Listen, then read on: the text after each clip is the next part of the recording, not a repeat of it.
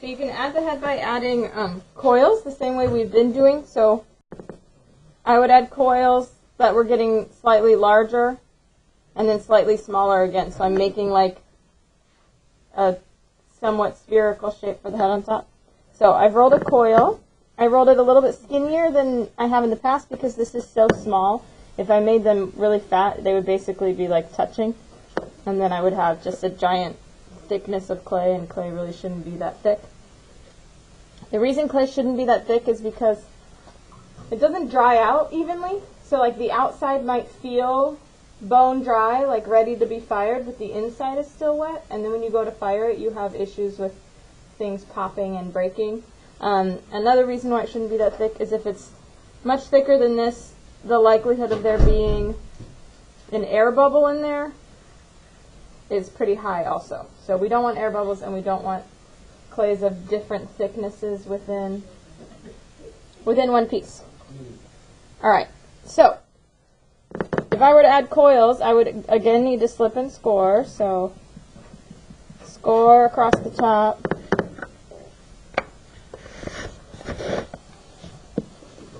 Score across my coil.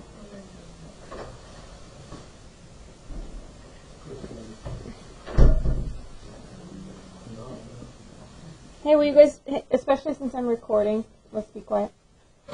Okay, then I slip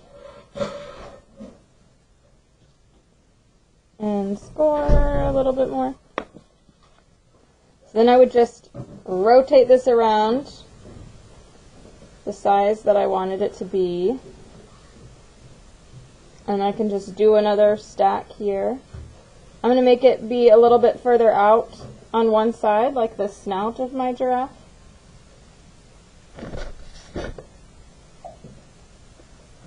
And then I would just keep going out, out, out, and then close it off at the end.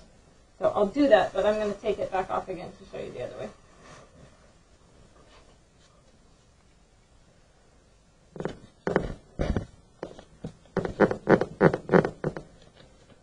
Silly desk squeaking.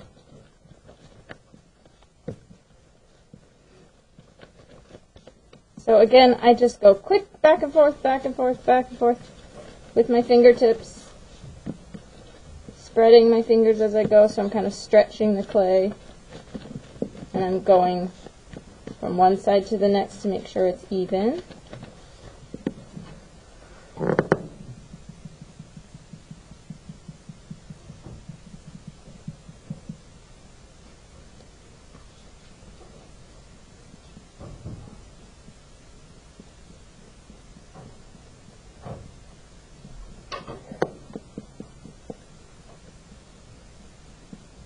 So these scores that you're making, they need to be deep, and there needs to be a lot of them, because if you're just doing like tiny little,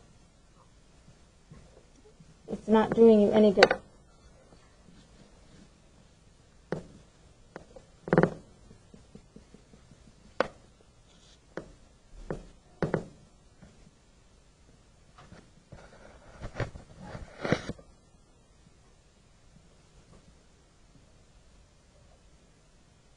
And then I'm going to start closing it back up again, making it smaller.